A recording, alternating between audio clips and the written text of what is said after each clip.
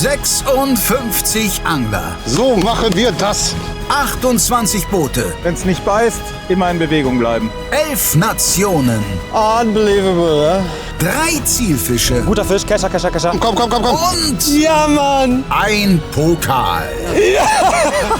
Der YPC Boat 2026 wird euch präsentiert von Hearty Rice, Feel the Difference, Shimano, Closer to Nature, Closer to People und dem B1 Boot Center. Wir bauen dein Boot.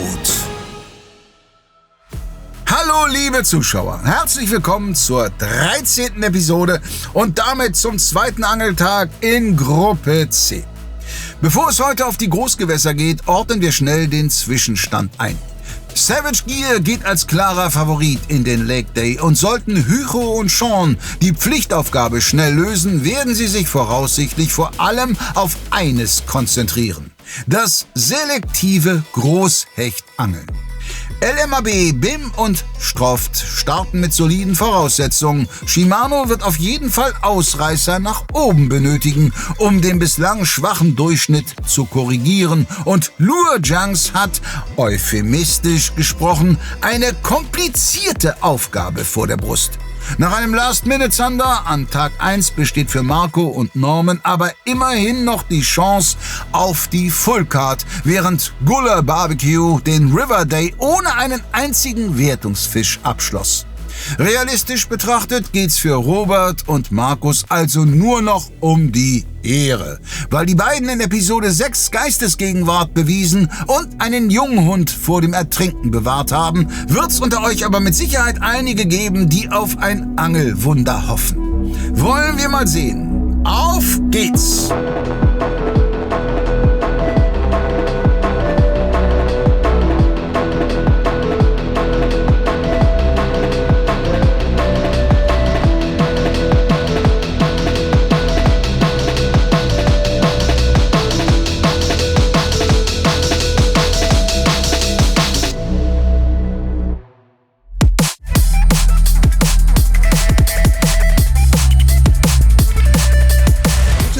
Und herzlich willkommen aus Holland. Und zwar dem Volkerak, seinem Heimgewässer, meinem Lieblingsgewässer zu dieser Jahreszeit. Heute heißt es nochmal Vollgas geben. Wir müssen alle Fische eigentlich upgraden, die wir upgraden dürfen. Blaualge ist leider sehr zurückgegangen, deswegen müssen wir ein bisschen gucken, dass wir trotzdem an die großen Fische kommen. Blaualge, alle hassen sie, wir lieben sie. Ja, ne? eigentlich schon. Ja. Ja, die Zander werden dann nämlich richtig wild.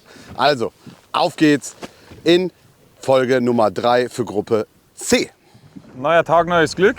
Tag 2 jetzt auf dem See. Wir müssen jetzt noch einen schönen Hecht reinbringen. Am besten sogar 2 oder 3 oder 4, egal. Und wenn du das richtig machst, kriegst du Weißwurstel. Mal wieder. Die Taktik für den Hecht ist jetzt folgendermaßen. Ich fische 2 kleinere Köder. Einmal hier Chacha Mini und einmal den WW Cruiser. Der wird dann bald rauskommen, oder Matthias? Der ist dann draußen, ja, wenn die Episode dann kommt. Nagelneu. Ja. Selber gemacht für dich. Extra Farbe. Und Matthias fischt, wie ihr seht, groß. Ein bisschen größer. Mit dem Shadow Cruiser. Mal probieren, was richtiges Fettes zu kriegen. So, nachdem der erste Tag hervorragend funktioniert hat, also gar nicht, haben wir für heute eigentlich nicht mehr viel zu gewinnen. Mathematisch könnten wir noch Erster werden. Wenn wir jetzt 6 Fische mit 100 Punkten und der Rest schneidert, ginge da noch was. Deswegen wären wir total dankbar, wenn ihr uns heftigst die Daumen drückt, damit wir nicht sang- und klanglos hier untergehen. Wird aber nicht passieren, Eule, oder? Ja, ein bisschen was werden wir schon noch fangen, hoffe ich. Es muss auch für die Stimmung jetzt wieder sein. War jetzt schon bitter. Ah ja, hartes Brot. Hartes Brot. Wir sind ein bisschen besser vorbereitet, hoffen wir es mal. Der letzte Fluss, der hat uns ja nicht ganz so gelegen. Der Fisch am Ende, der hat es noch mal ganz schön rausgerissen und uns auf jeden Fall im Rennen behalten. Ich habe ein sehr gutes Gefühl, ich freue mich und let's go, würde ich sagen. Ne? Wir sind zeitig auf dem Wasser, haben noch ein bisschen Zeit, uns vorzubereiten. Heute steht erstmal alles im Zeichen Zander. Drückt uns fest die Daumen und wir wünschen euch ganz viel Spaß in der Episode. Wir sind heute Morgen auf dem Haringsfleet unterwegs und versuchen 3 große Barsche in der Früh zu fangen. Das ist das primäre Ziel für den Morgen. So, wir sind hier auf dem Spot. Im Moment stehen hier etliche Barsche. Ich hoffe, wir sind relativ schnell damit fertig, dass wir dann zum Hechtangeln und Zanderangeln nochmal übergehen können. Jan? Let's go. Wir geben alles. We got a bumpy day ahead. The wind is better than I expected it to be, but we got a good lead. We only need 2 good fish, hopefully more. But Hopefully more. We'll see. Like the main focus for us today is either way a big zander or a big pike. And if we're going to manage to get 2 of those, I'm we totally did some fine. pre-fishing yesterday. Had a good zander. We lost 1 really good pike and 1 pike that would definitely be an upgrade. A little bit nervous, but that's always a good thing. So That's good. yeah. That's a good balance. A little nervous, but pumped in the mare is the main thing you need. So good. Let's go, man. Let's go. Let's get some. Wir sind jetzt am Spot angekommen. Hinter uns ist noch ein weiteres Team. Das Regelwerk sagt, am ersten Spot darf man auch dicht aneinander stehen. Also wir könnten uns theoretisch auch zusammen machen und zusammen fischen. Das stimmt. Und in dem Fall wäre es nicht einmal unmittelbare Konkurrenz, denn das Boot gehört Zec aus Gruppe D. Wir schauen schnell auf die Karte. Luojangs beginnt ganz im Westen des Volkerak. 4 andere Teams befischen zum Start das gleiche Gewässer. Savage Gear befindet sich am Südufer auf Höhe von Aude Tonge. Gulla etwas östlich davon auf Höhe der Schelde-Rhein-Kanal-Mündung. LMAB liegt relativ zentral, Stroft im mittleren Osten und die anderen Teams beginnen auf dem Haringvliet. Shimano weit im Westen mit Blick auf die Nordsee und BIM im östlichen Teil an der Südseite von Tingemetten. Also, Junge, sauber machen, gell? Los geht's! So, Punkt 8 Uhr, MS, auf die dicken Zander. Leute, drückt uns die Daumen. Let's go. Let's go! Let's go.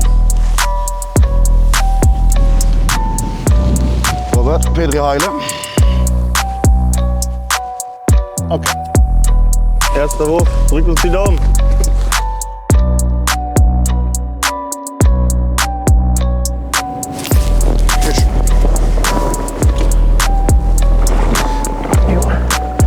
Ganz knapp drüber, 31. Sehr gut. Also schnell ins Wasser, weitermachen.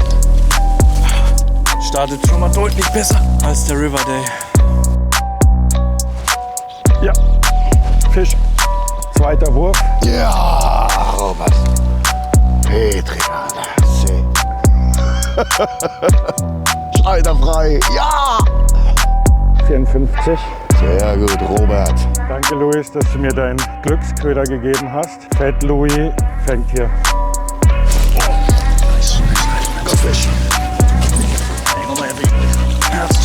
Boom. First zander in the net. It's 47. Small zander to start the day with. So just 1 more and then we can upgrade. Fisch. 15 cm Bleakshad, Farbe Universe. Und der Zander ist auch wahrlich kein Riese. 49. Den lassen wir schnell zurück. Da winkt er noch einmal. Immerhin der erste Zander auf der Karte. Natürlich noch viel zu klein, um weiterzukommen, aber fürs Gefühl ganz gut. Und zwischen diesen ganzen kleinen Zandern stehen auch ein paar dicke auf jeden Fall. Hast du? Gut? Na, aber Keschan auf jeden Fall. Geil, Eule. So, erster Fisch für mich. Mega geil, Alter, super Köder. Petri, du Maschine. Drilling dazu, Alter, und dann hat er nicht mehr Maß. 41, zu klein. Schade. Naja, alles klar. Die gibt es hier auch größer. Ja. Besser. Oh, der dürfte ganz knapp Maß haben, oder? Ja. Da. Danke dir. 47. Petri, Robert. Zurück. Danke. Ein bisschen besser? Jawohl, ja. Jawohl, der Mesh. So, Geiler der Typ. nächste. So Leute, die Fische werden dann endlich doch größer. Jawohl. Und so lange sind wir noch gar nicht am Spot. Jetzt wird er, glaube ich, noch ordentlich ausgefischt. Ja, Mann. Hoffen, dass sie noch größer werden. Jetzt messen wir den guten mal. Leg mal drauf, Kollege Schnürschuh. 57. Geht schon mal in die richtige Richtung. Dann lassen wir ihn wieder zurück und hoffen auf einen noch größeren. Full Card und für den Moment auch die Führung für LMAB. Die Räuber wirken grundsätzlich beißfreudig. Jetzt gilt's, die größeren Exemplare rauszufiltern. Ich habe jetzt mal den Jigstar gewechselt in einen Prototypen von uns, von Nurjunks. Der hat noch keinen Namen. Ziemlich fetten Körper und ein extrem aggressive und hochfrequent. Man sieht es schon hier im Wind. Ne? Im Training hat er auf jeden Fall. Fisch. Fisch. Sauber. Achtung.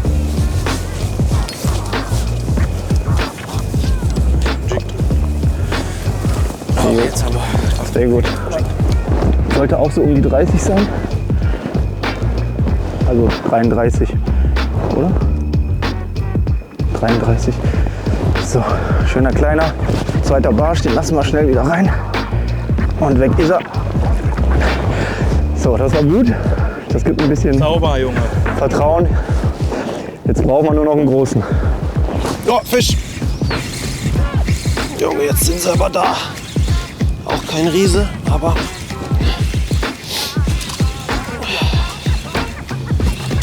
Ja, ich nehme den so. Der hängt gut, vielleicht. Unglaublich, Leute. Guckt es euch an. Ich habe es vorhin schon gesagt, keine Angst vor großen Ködern, aber das zeigt jetzt noch mal deutlich besser. Unglaublich, 15er Bleakshad. Gibt aktuell sogar mehr Bisse wie der kleine. Und das sogar von den kleinen Zandern. Boah, den habe ich gut gepierst. Universe, absolut Topfarbe. 46,5, also auch ein 47er. Ich glaube, es bringt uns nichts. Dann machen wir ganz schnell weiter. Zander-Inferno nach dem Barsch-Inferno. So, wir sind jetzt auf einem kleinen Plateau. Wir versuchen jetzt, die an dem Rand liegenden Zander zu bekommen. Wir wissen nicht, in welche Richtung es funktioniert. Meistens funktioniert es nur in eine Richtung. Das heißt, wir fischen das fächerartig durch. Das heißt, jeder Wurf geht ungefähr 2 Meter versetzt. Und so stellen wir sicher, dass wir wirklich einmal den gesamten Spot abfischen. Sollte eine Richtung funktionieren, dann natürlich immer wiederholen, immer in die gleiche Richtung werfen. Das Wind ist gut, gefällt mir da richtig. Ich fühle mich letztes Mal im Fluss. So ein schöner Tag. So nennt man das, ein schöner Tag. Gell? Hechtwetter nennt man das. Hechtwetter. In Holland nennt sie das, oder? Fisch. Junge, jeder Wurf. Das ist nicht normal. Die hauen sich diesen 15er Bleakshad so weg. Ich würde schätzen, vielleicht ein kleines Upgrade. Oh, 49. 49er, Leute, haben wir schon. Guck mal, ob die Schwester vielleicht ein bisschen größer ist. Ja, Bruder. Fisch. Klein.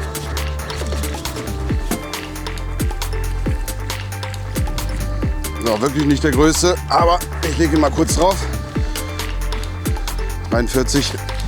Wir entlassen ihn schnell wieder. Die Richtung ist jetzt klar, eben wie ich es erklärt habe. Der erste Kontakt kam in diese Richtung. Das heißt, wir werfen jetzt erstmal in diese Richtung. Sollte da nichts mehr kommen, kann man weiter fächern. Oh, gut. Da ist sie. Ist der auf der 30? Ja, 30 Zentimeter. Der kommt schnell wieder rein, direkt beim zweiten oder dritten Wurf. Ich würde gerne noch mit dem Spinjig einmal hier reinwerfen, weil da komme ich... Oh, Fisch. Großer Fisch. Nee, kein großer Fisch, aber Fisch. Er sollte ein bisschen über die 30 gehen. Ja, der geht 33,6, 33,7. Sollte 34 sein. Den lassen wir auch schnell wieder rein. Und weiter geht's, weil gerade beißen sie gut. Jo. 26.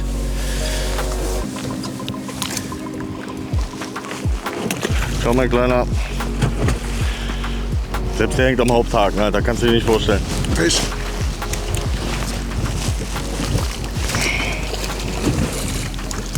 Oh.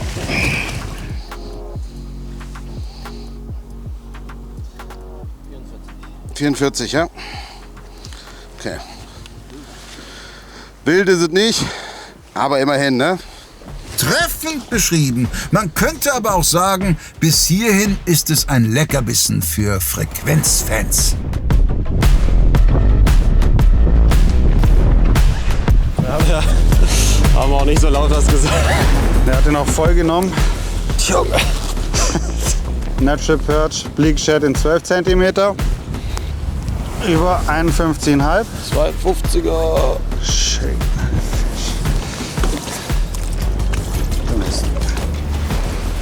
Fisch. Groß?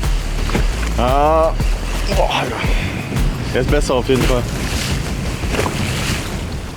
Naja. Fisch. Das hat er über 43,5, ne? Ja, 44. So, doppelt so große brauchen wir.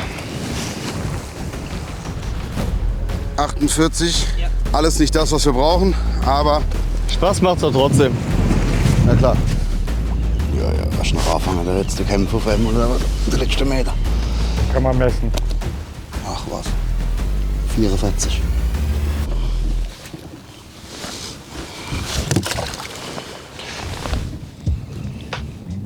Ist er wieder? Ha? Ist er wieder? Das ist wieder der gleiche, das ist wieder der 44er. Und tschüss. So, jetzt hat. Ja. Jetzt haben wir einen. Geil. Vielleicht, Robert. Vielleicht, aber auf jeden Fall kämpft er ein bisschen besser. Ne? Boah, nee. Nee. Ist wieder er. 44. Super Kamerad. Wie heißt er eigentlich? Ich gebe ihm jetzt gleich einen Namen. Freddy heißt er. Ist mir gerade eingefallen. Freddy. Freddy 44. Freddy 44 hält Eule auf Trab. Doch Gola ist längst nicht das einzige Team, das bislang ausschließlich von Nachwuchsräubern heimgesucht wird. Plötzlich scheint bei Lurejangs aber ein anderes Kaliber eingestiegen zu sein. Fisch. Guter Fisch.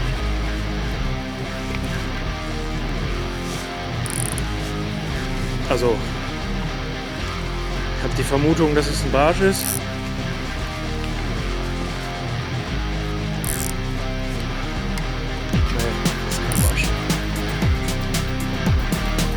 Das wäre gut, wenn es kein Barsch ist. Aber es ist auf jeden Fall ein größerer Fisch. Wok.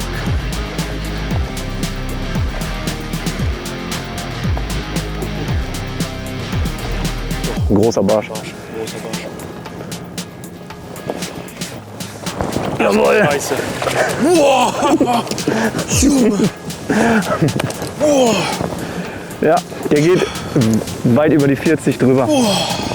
Also nicht weit, aber ein Stückchen. Erstmal am besten. So, das ist 48. ne, 47. Da können wir uns nicht beschweren, du. 47er Barsch auf den Jigstar. Geil. Wieder auf den Jigstar. Ja, wieder auf den Jigstar. Aber endlich ein großer Fisch. Ja. Der bringt uns richtig viel. Also wir hoffen, dass es jetzt weitergeht. Wir sind gerade hier angekommen, releasen den jetzt und dann geht's weiter. So, ist gut. Ja, Junge, und ich sag noch, jetzt bloß kein Barsch. Ja. Zander oder Hecht, weil wir die noch brauchen. Aber den nehmen wir natürlich sehr, sehr gerne. Den nehmen wir sehr gern. Geil. Da hast du recht. Ja. Ein richtiger Brummer. Der kurze Spotwechsel zahlt sich sofort aus und mittlerweile haben Marco und Norman schon etwas Boden gut gemacht. Bei Shimano wiederum trifft bislang das Gegenteil zu. We are fishing now with the spin jigs and I'm gonna soon make a change in bait. I will try a bladed jig. No reaction on spin jig so far, so we're gonna change a bit. We go for it. Little bladed jig, metal jig. A little bit different action. The weather conditions are a little bit better than on the river day. A little bit less wind. And so far no rain, so that's good. So yeah, let's hope we have some luck with the fishing. It's still quite windy, so finesse fishing is really tough. So we fish a little bit like power baits, like bladed jigs, spin jigs. Fisch!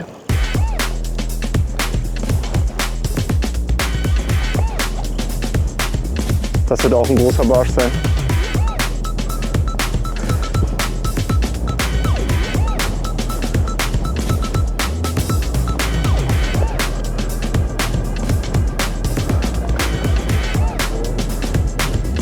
Jo, da haben wir die Barsche doch.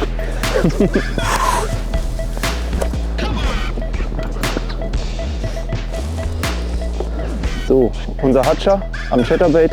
Erzähle ich gleich noch was zu. Erstmal messen wir den schnell. 46. Auch sehr, sehr schöner Fisch. Sauber, Petri, mein Freund. Er darf natürlich jetzt ganz schnell wieder schwimmen und weg ist er.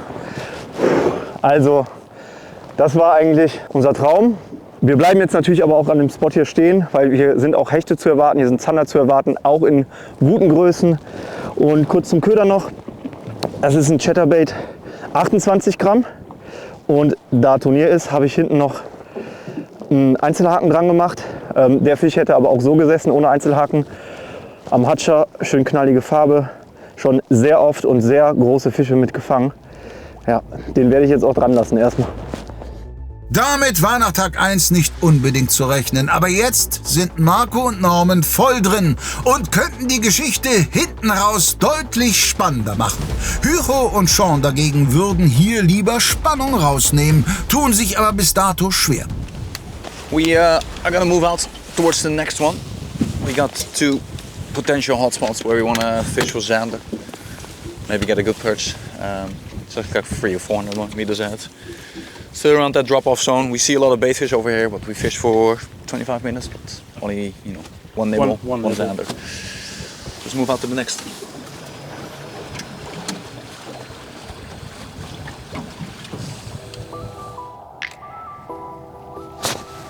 Ja? Ja. Gut? Nein.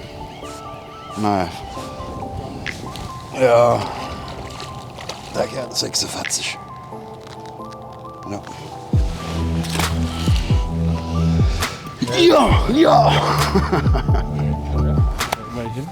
So.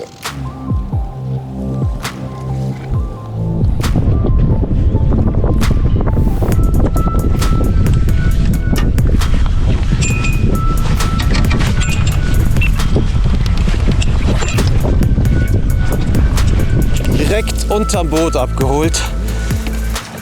Allerletzte Absinkphase. Das ist auf jeden Fall ein Upgrade. Da ist er wieder hier heute. Bleakshad Universe.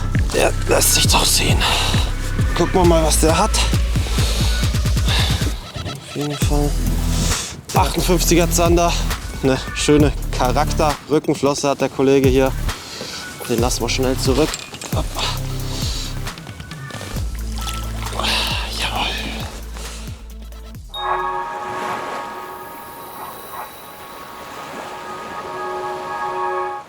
Dieser Köder bringt dich garantiert zum Hecht.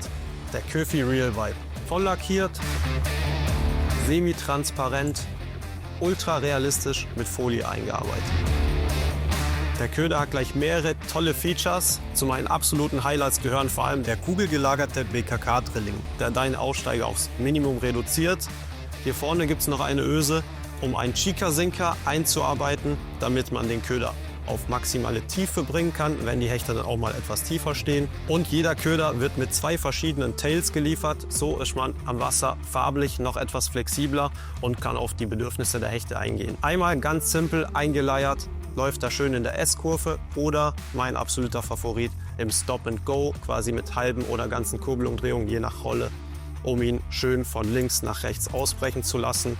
Das Gute an dem Köder: mit 180 mm Länge hat er ein Gewicht von nur 53 Gramm und ist somit an jeder normalen Hechtspinnrute angelbar. Deswegen, es gibt keine Ausreden mehr. Schnappt euch den Real Vibe, ab ans Wasser und ab an die dicken Hechte.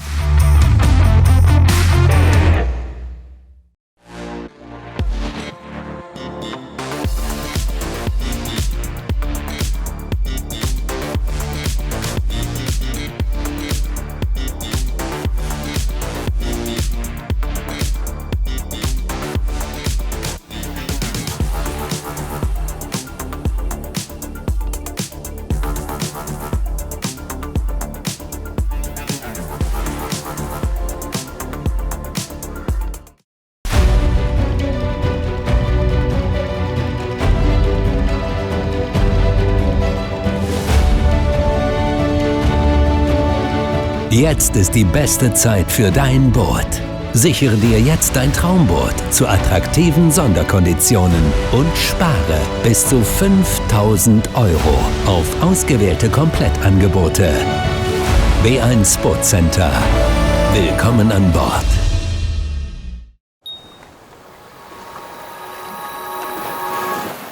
Haken sind alle noch spitz. 15er Bleakshad Universe. Der bringt die Bisse auf jeden Fall. Ich wechsle jetzt aber trotzdem, glaub mal, auf Dropshot. Da wir die Großen noch nicht ans Band bekommen und die ganz klar auch da unten sind. Vielleicht ein bisschen langsamere Köderpräsentation mal ausprobieren. Kann ich schön schwer angeln, 21 Gramm und trotzdem einen schwerelosen Köder. Und in dem Fall nehme ich jetzt Finessefilet, 11 cm. Der hat richtig viel Aktion. Den piekse ich hier einfach einmal durch. Gar kein Hexenwerk. Und damit wird es hoffentlich der launische, murrische, dicke alte Zander da unten hochgeholt. Bremse ein bisschen mehr zu. Und mal gucken.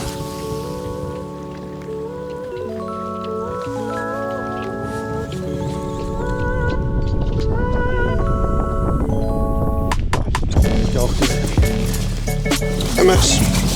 Guter Fisch? Ich glaube schon, ja. Allererster Wurf mit Dropshot, Junge. Die Route hat jetzt natürlich auch nicht so viel Dings, aber... Oh, yes! Yes, Mann! Ist gut. Yes! Klappt doch mit Junge! Scheiß Dropshot. Leute, Erster Wurf. ohne Spaß, allererster Wurf mit Dropshot. Ich habe es noch gesagt, vielleicht kriege ich damit einen größeren Fisch. Viel besser kann man es nicht vorführen. Yes! Oh, come on, MS, so geil! Yes!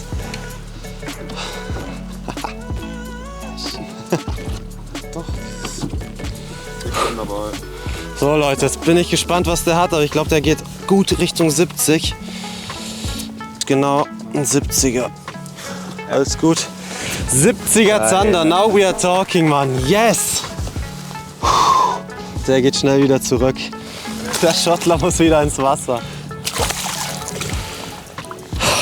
Yes, yes, yes! Johannes beweist ein Näschen. Wichtiger Fisch für LMAB und vielleicht ja das Signal, dass nach Lurejangs dicken Barschen nun auch die größeren Zettis mit dem Fressen beginnen. Der dritte Zielfisch allerdings macht sich bislang sehr rar. Also nachdem wir euch jetzt erfolgreich gezeigt haben, wie man keine Hechte fängt. Das hast du sauber gemacht. Ja, super gemacht. Sauber gemacht. Machen wir jetzt eine Planänderung und fischen auf Barsch. Nur ganz kurz, das sollte eigentlich gleich erledigt sein, sollte. Und fischen dann wieder auf Hecht danach. Weil wir ehrlicherweise einen Fehler begangen haben mit der Tide, die wir nicht berücksichtigt haben. Genau, jetzt gibt es einen Rough and Ride und dann sehen wir uns später am Spot. Fahren wir! Spotwechsel. So, dann verlassen wir unseren temporären Hechtplan und fahren erstmal kurz einen Zander jiggen. Also mal kurz, aber wir versuchen zumindest einen Zander rauszuholen. Alright, let's officially start the power. So we're gonna fish pelagic for Zander. Maybe there's a pike in between, but we've seen some really big fish in the pelagic over the last couple of days. And yeah, I think a big Zander right now is gonna be a lot of points for us on the board, and we need to have that full card, so that's why we're changing to the pelagic fishing using the live scope. And we're gonna fish with an 18 centimeter collapser, light jig head, drop it right on top, slow taps, and then hopefully the fish will follow and just smack it.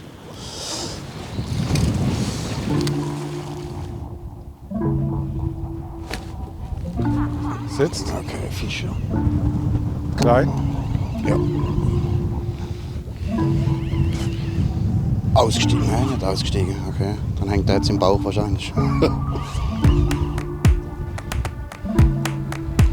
Ja, ist besserer Fischer. Robert Rausch ist im Kescher. Wenn er nicht im Bauch hängt, gell? Ist ja eh klar. Wenn er nicht im Bauch hängt, ist der schöner. Aber der ist schöner auf jeden Fall, ja. Er steht gut am Grund, der Kamerad. Ja, was soll der Robert, was soll ich denn machen? Hoch? Ist der Herz hoch.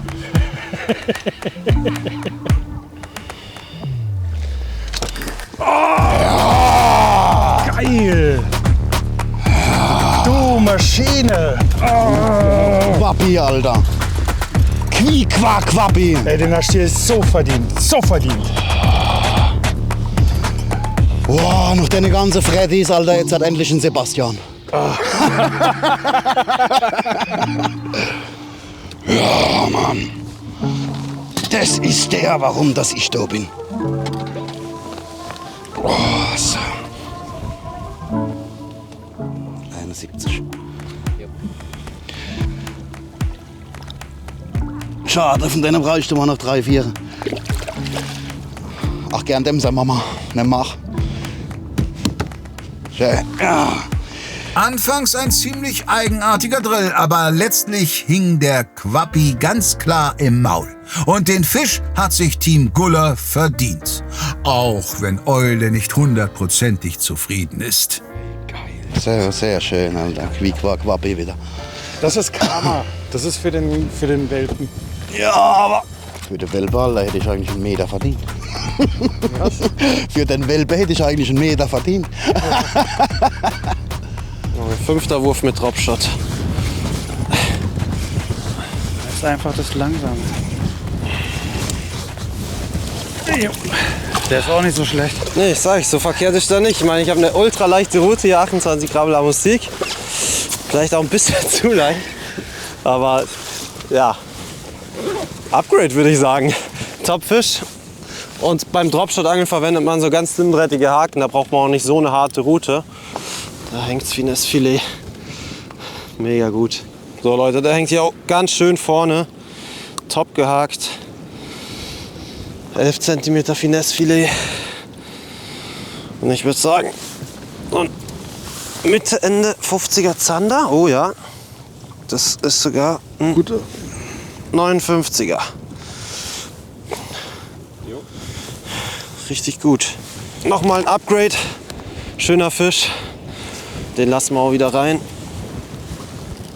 Geht's hier? Dropshot bringt jetzt wirklich die besseren Fische auf jeden Fall ans Band. Yes, Uiuiuiui. Das wird.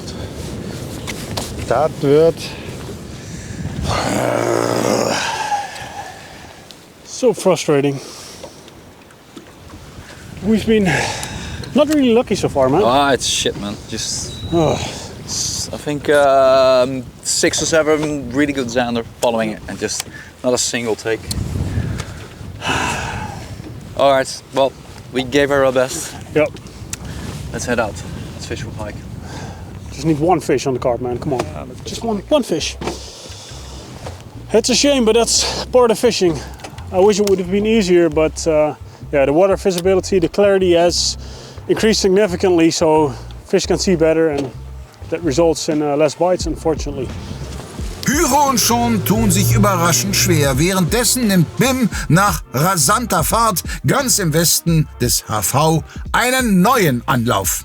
Also wenn ich das jetzt richtig verstehe, man darf nicht über die gelbe Boje fahren, aber man darf drin fischen. Genau. Okay. Wir ankern vor den gelben Bojen und werfen rein. Auf dem Fischpass ist blau eingezeichnet. Okay, so alles in Ordnung. Wir sind uns keiner Schuld bewusst hier. Also gut. Der Weg war hart, man sieht es mir vielleicht ein bisschen an, aber es könnte sich lohnen. Besserer Fisch.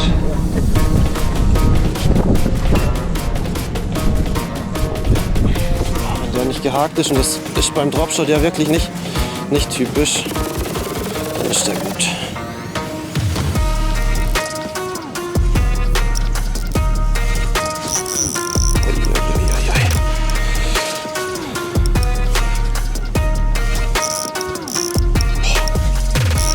Oh yes. Diese Headshakes wollen wir spüren.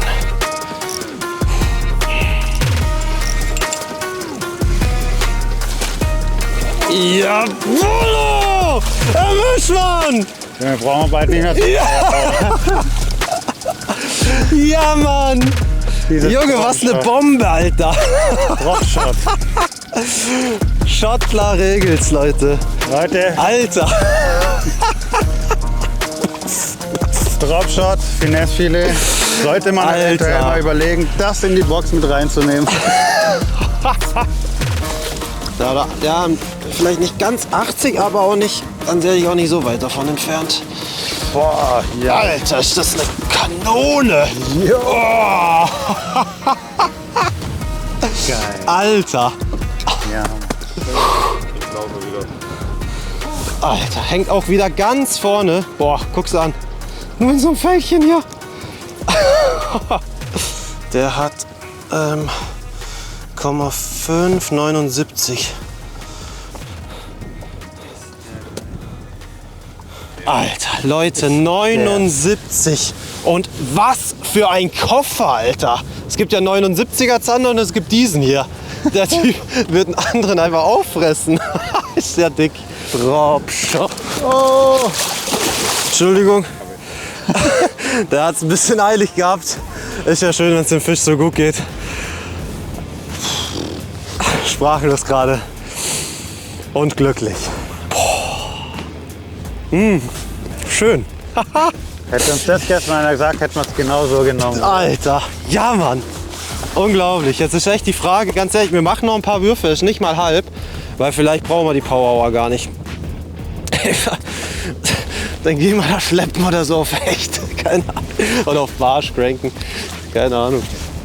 Alter. Das sind jetzt auf jeden Fall mal Fische, die auf jeden Fall stehen bleiben. Ja, Mann. Ist das gut. Wahnsinn! Das Dropshotten wird ja oft stiefmütterlich behandelt. Heute trifft's den Geschmack der Zander aber anscheinend ganz genau. LMAB macht einen großen Schritt Richtung Finale. Lure Junks ist in der Zwischenzeit zum nächsten Platz gedüst. So, wir sind angekommen auf unserem dritten Spot. Hier haben wir auch wieder so ein Plateau, was wir erstmal hart abjiggen. Auf dem Side Imaging haben wir auf jeden Fall schon einige Knubbel gesehen. Also ein paar Barsche sind auf jeden Fall da. Wir hoffen, dass auch die Hechte hier beistehen, dass wir mal langsam auch einen Hecht in die Wertung bekommen. Und dann können wir uns aufs Verbessern konzentrieren. Erstmal wollen wir die Karte voll machen. Das ist die Hauptsache.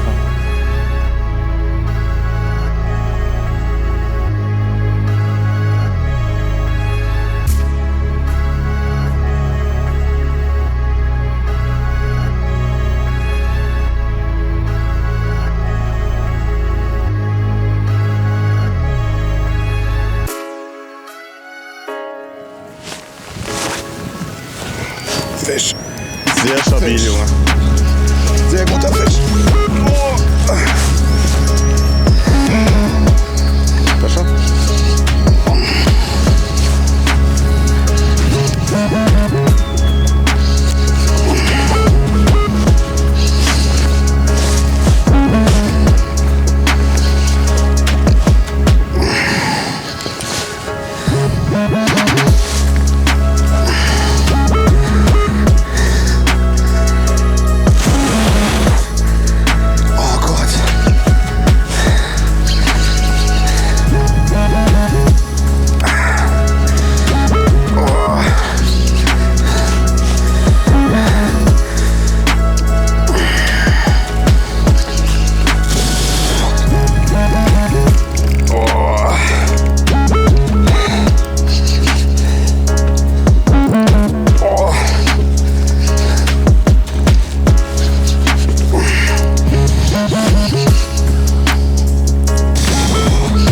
Der Meter plus Fisch.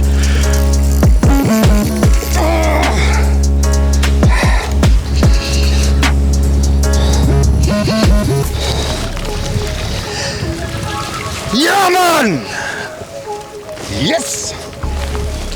Sauber, Kollege! Da ist der Meter 15, Alter. Oder? Ja, Meter 15 müsste er haben. Boah. Sascha, nimmst du, kann ich meinen Wurf fertig machen? Oh. Ich hab die Stange lang gemacht, extra. Du wirst dich heben nur nicht raus, die zerreißen die Netze voll schnell, ne? Und der Witz ist, ich werfe mir hier die Arme aus mit einer dicken Maus und die kommen auf einen kleinen Jigspinner, echt Wahnsinn. Nimmst du mit rechts, dann lege ich das... Boah, Schwein, Alter. Ja, ja. Nee, so rum. So rum. Ja, 1,12. Ja, 1,12. Ja, geiler Fisch, Junge.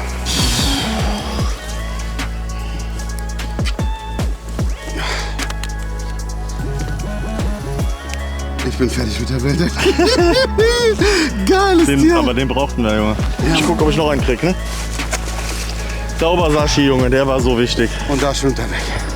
Weg geht er. Pfiuh. Yes! Mann! Der war so wichtig für meinen Schädel, Junge. Alter, ich hasse echt. Einen besseren Fisch zur Fullcard kann man sich kaum wünschen. Stroft schiebt sich auf Platz 2 und Sascha hat sich vor lauter Anspannung glatt die Lippe aufgebissen. Wir schnaufen durch und schauen aufs Setup. Junge, jetzt erstmal den Puls wieder runterkriegen. So, als Route habe ich von Bite of Bleak die 10 Jahre Jubiläumsroute. Und die hat Medium Power, 5 bis 25 Gramm. Eine ganz feine, also nicht ganz feine, aber eine angenehme Spitzenaktion.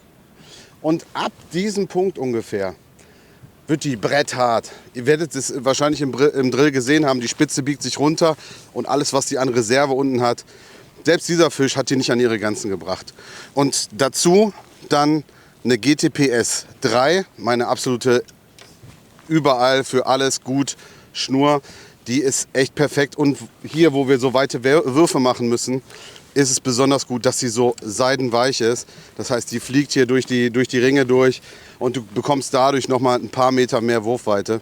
Also ohne die wollte ich nicht mehr aufs Wasser gehen. Ja, vor allem sind es hier an so einem Spot wirklich die entscheidenden paar Meter, die du brauchst, ne? Oh, Gottverdammt, echt.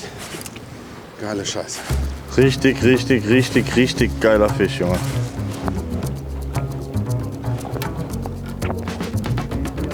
Fisch, Zander. Guter Fisch. Sehr schön. Gut ist er nicht, aber hat sich gut verkauft. Ja, sehr gut. Sehr gut. Ja, da ist der erste Zander. 10 Minuten am Spot. Das ist ein kleinerer Fisch, aber der ist trotzdem wichtig für uns. Der hat 46,5, also geht drüber, sollte dann 47 sein. Den tue ich mal schnell wieder rein. Zack. Ja, jetzt brauchen wir noch 2 Hechte. 2 Hechte und dann haben wir zumindest schon mal eine Fullcard. Dann haben wir die Fullcard. Sehr gut. Und zum Köder ganz kurz. Ganz klassisch eigentlich. Kennt ihr ja. Finisher, 21 Gramm Kopf. Das funktioniert immer auf Zander. So, wir waren jetzt hier am Barspot für knapp eine Stunde. Der hat jetzt nicht so gut geliefert. Ein paar kleine Anfasser hatten wir. Jetzt fahren wir noch mal zu einem Hechtspot, weil heute geiles Hechtwetter ist. Wollen ja auch ein bisschen Spaß haben. Und später geht es noch mal zu einem Barspot weiter hier runter. Und dann schauen wir, ob wir da die Barsche voll machen können. Sollen wir los? Ja. Maestro.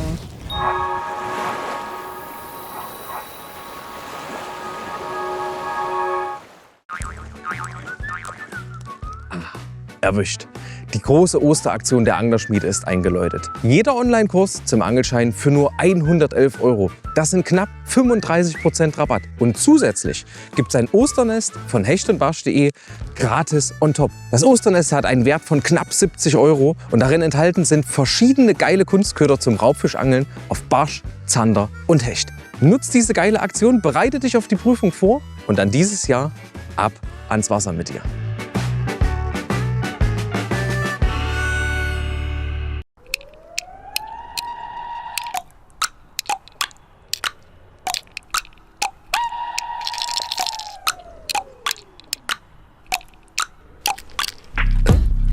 Fish.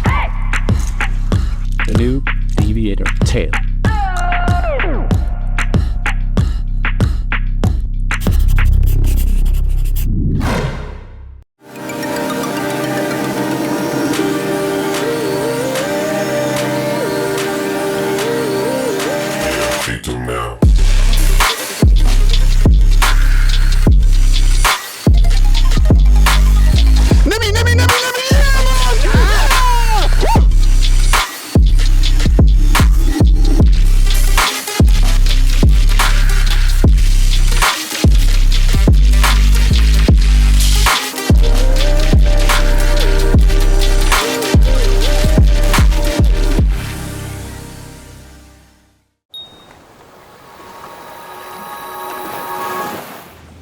die beißen schon, wenn man... Nur was anderes probieren. Genau.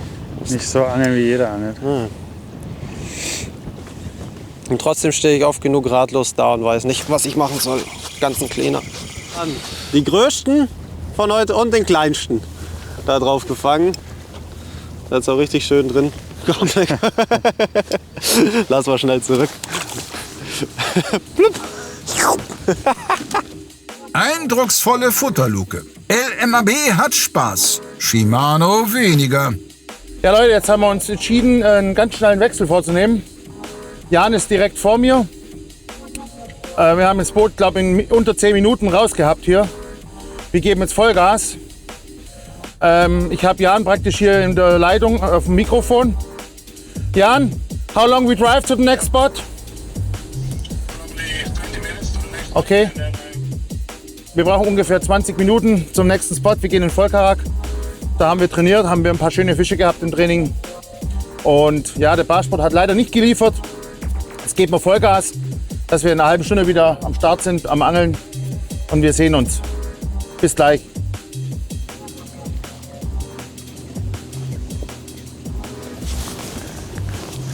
Ich bin bereit. Aber strampelt ein bisschen. Wie ein Barsch. Siehst du es? Alter, sag ich doch. Sag ich doch! Es könnte ein Barsch sein. Junge. Leider mit deinem.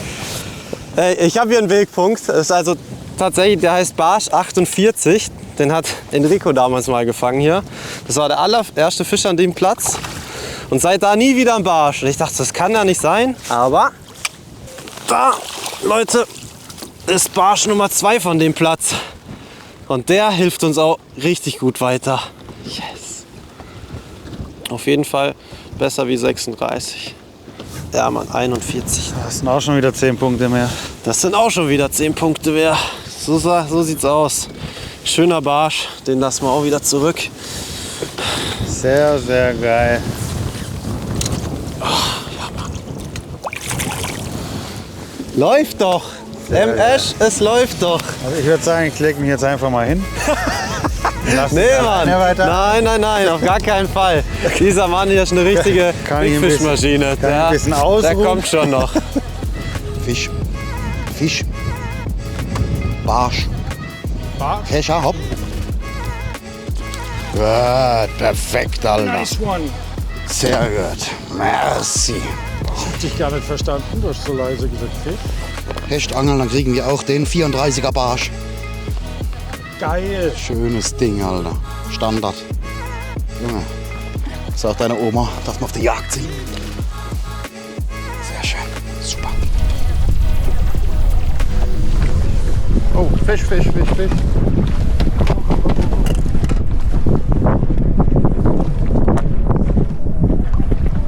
Baby Xander.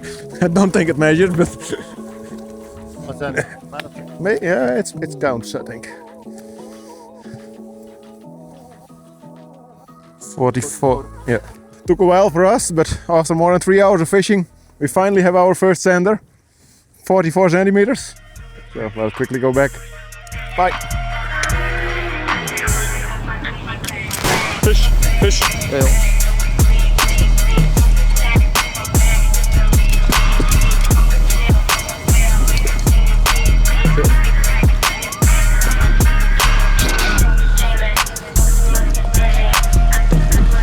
Da ist er, der schöne Barsch. Oh, was hast du das gemacht? Mit der Pantera wieder mal, gell? Ein schöner halt. Das ist ein schöner Barsch, weißt du das? Wenigstens das klappt. Wollen wir raufdrehen, gell? Ja, kannst du rauftreten? Gut. 40. Grad 40. Erst Shimano, jetzt BIM. Damit sind nun alle Boote entschneidert. Und anscheinend haben Fabi und Matthias einen Trupp erwischt. Und tschüss.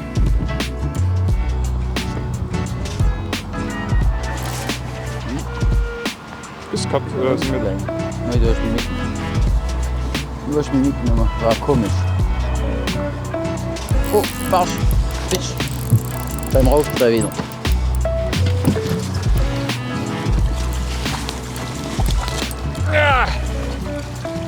Die sind oben. Die sind oben beim Reddreh wieder. Die sind auf dem Boot dort. Okay. Beide Lieblingsfarbe. Ja, super. Hat letztes Jahr gut funktioniert.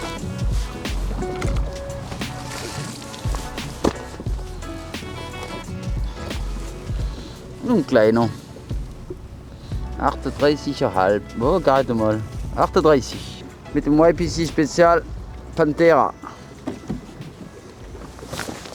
Keine Verbesserung, aber trotzdem ein Fisch.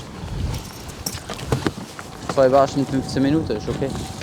Können wir noch 15 Minuten dazu bleiben? Ich sage, vielleicht kommt noch ein Zander oder irgend sowas. Und ein größerer Barsch.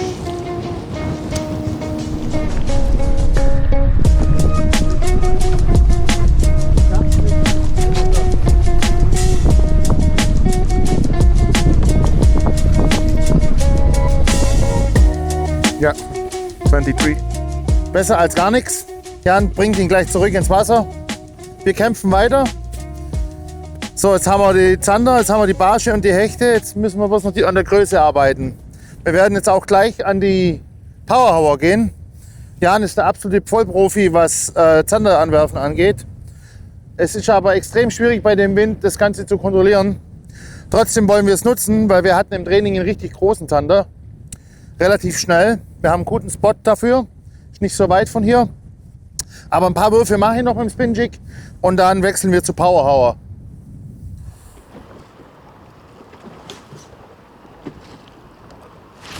Fisch! Oh je, keine Zeit zum Dropshot bauen. Ein guter? Ja. Gut. Kommt schon. Ganz gerade nach.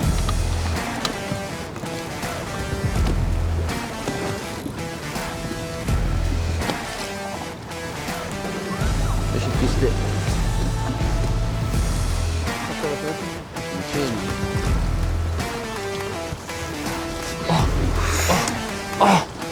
Fucking Tonic. Jetzt hast du ihn. Das ist, was wir wollten. Das war stressig da auf die falsche Seite hin. Schon gemeint, oh je. Das ist der, wo wir wollten, gell? Wo ist denn jetzt die Matte schon wieder? Die habe ich aufgeräumt, glaube ich. Wir sind nicht fertig. Halli, hallo, hallöle. Rein Farbe berichtet. Das ist ein Groß. Wegen denen sind wir da. Ja. Schön.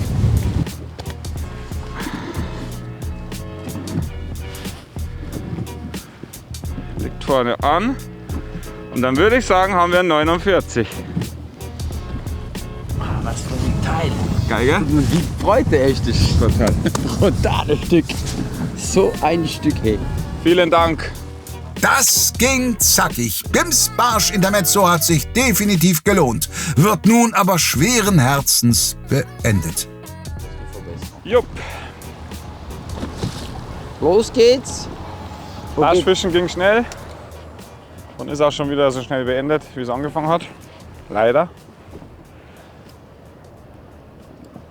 Geht's wieder auf Hecht. Wir brauchen unbedingt einen Hecht. Egal wie groß, aber einen brauchen wir safe noch. Chaos beseitigen hier und dann können wir schon wieder weiterfahren. Halbe Stunde oder so. Sagt der Kameramann dazu? Oh je. Der sagt da nichts dazu. Ist aber schade. Ja, also ich glaube, bei den anderen Teams läuft es auch ganz gut. Würde mich wundern. Gerade Stroff kennt sich hier richtig gut aus mit Dennis und Sascha. Savage Gear auch. Die hatten wohl gestern noch ein gutes Training. Die hatten wir heute Morgen an der Slippe getroffen. Bimbisch auf dem HV, sofern sie dann ehrlich zu uns waren. Und Fabi hat mich gestern Abend noch so gefragt, kann ich eigentlich 350er in die Wertung bringen? Weil wir haben ja schon 44er vom Flusstag. Da habe ich gedacht, kann er schon, aber dann fällt der 44er natürlich raus. Aber ja, diese Frage alleine, die ist natürlich auch schon sehr gefährlich. Fisch. Riesenbarsch.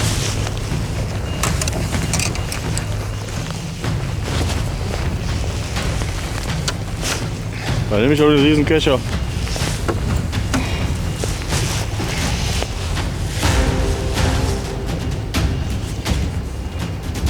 Ah ne, könnte auch ein Hecht sein. Müsste ein Pike sein, laut Kopfstöße Pike. Halt die Route runter, nicht dass der da hinten hochkommt, dann verlieren wir den nachher. Oh, der könnte auch ein guter Pike sein, das ist ein guter Pike. Ja. Das müsste noch mal ein knapp Meterfisch sein, oder? Ah ne, doch nicht. Junge, nicht so weit ziehen. Der ist einfach mitgeglitten. Schau mal, Dicker. Ja. 86er Fisch. Sauber. 86er. Hat sich als Barsch vielleicht gefühlt, aber als Hecht rausgestellt. Schöner Fisch. Und jetzt wieder zurück. Und das war zugleich der letzte Fisch vor der Halbzeit. Wir drehen eine schnelle Runde fürs Zwischenfazit. Ja Leute, Power Hour ist eröffnet. Köder. Jawohl. Ist jetzt in dem Fall hier heute der Harry Louis. Denn ich habe es ja vorhin schon mal gesagt, das Wasser hat 3 Grad abgekühlt. Die Zander, die großen, sind ziemlich launisch und passiv. Vor ein paar Wochen war der Shooter noch perfekt. Aber jetzt gerade ist umso weniger Aktion. Man hat es beim Dropshot-Angeln ja schon gesehen. Umso besser, zumindest bei uns. Deswegen hier Harry Louis. Und ich würde sagen, Junge, ist so windig, fliegt sogar der Fetzen hier weg. Wir starten die Power Hour hier mit. Junge, und genau unter uns steht ein Zander. Ich schwör's dir, guck mal. Ja, ich sehe es schon. Ja, wir haben jetzt noch 4 Stunden Zeit. Das ist quasi dann die zweite Folge vom Lake Day. Unser Plan ist auf jeden Fall, wir angeln uns gleich an einer Krautkante entlang. Da hoffen wir, dass wir auf jeden Fall noch ein paar Hechte jiggen können. Also unser großes Ziel ist auf jeden Fall, eine Full Cut zu haben. Erstmal die Full Cut und dann gucken wir weiter. Also bis dahin, drückt uns weiter in die Daumen und wir geben weiter Gas. Ja. Jungs, Mädels, der halbe Tag ist schon wieder rum. Danke fürs Daumendrücken, heute hat es geholfen. Heute war es ein bisschen besser.